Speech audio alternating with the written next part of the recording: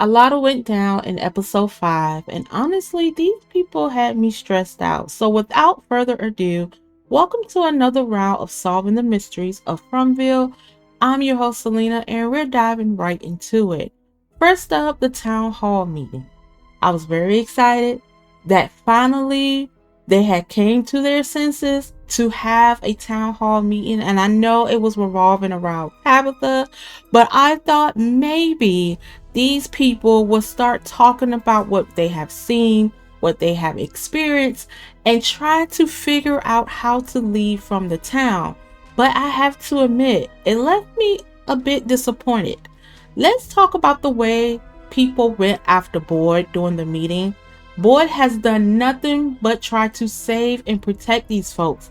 If it weren't for him finding those talismans, half of them would probably still be hiding underground with no idea where to go or what to do. It's frustrating to watch these people be so ungrateful when he's been carrying the weight of their survival on his shoulders. Now, moving on to Tabitha, who finally started answering some questions. She gave us some insight into what happened to her. But here is where I'm stuck. Why didn't she mention that the boy in white pushed her out of the lighthouse?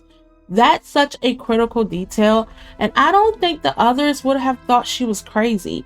Sometimes it's the smallest pieces of information can help unravel the bigger picture, and she missed her chance to share that.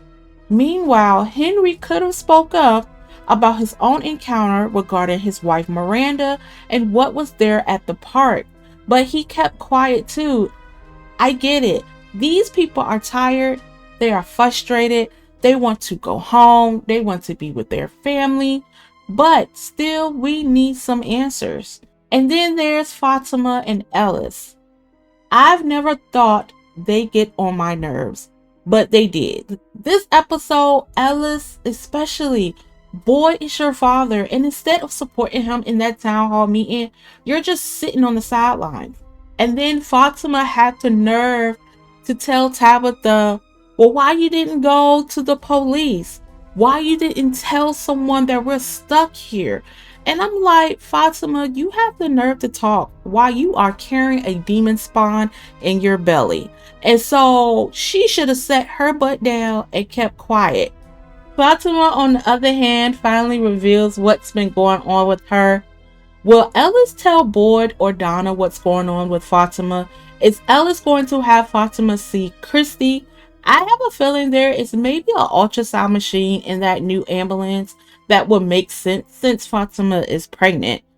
Boyd was right about the faraway tree. People don't understand how dangerous they are, and like he said, if you go into one, there's no telling where or when you're end up. I really wish that Victor was at the meeting because he would have had explained a little bit more in detail about the trees.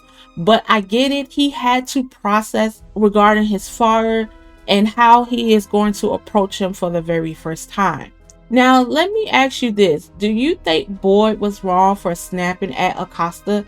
I get that she was trying to help, but it was the wrong time. He's under a ton of pressure and it wasn't the moment of unsolicited advice. Boyd is fighting to keep everyone alive and his frustration is understandable, but it does make me wonder if he's slowly unraveling. One of the most touching moments though was when Henry met Victor. Seeing Victor's reaction was emotional. He's been isolated for so long and now he finally has someone to be there for him. That moment almost brought me to tears. Then there's Tabitha and Jay's conversation about the numbers that is in the bottle tree.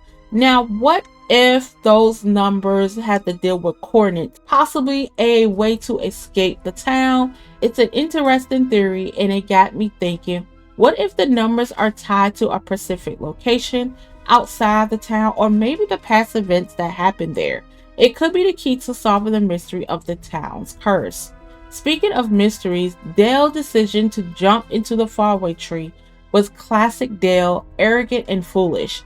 He thought he would be the one to save everyone, but instead, he ended up in some cement-like place and met his end. Honestly, good riddance. I thought Dale should have been gone a long time ago. Boyd is done with the nonsense, and I don't blame him whatsoever. After all, this town is a nightmare, and the people there need to realize that you can't just jump into a bottle tree without knowing the facts. And Boyd is protecting y'all at the end of the day. I would love to hear your thoughts on this. Overall, episode 5 was intense. It feels like we're getting closer to the truth, but there's still so much left unanswered.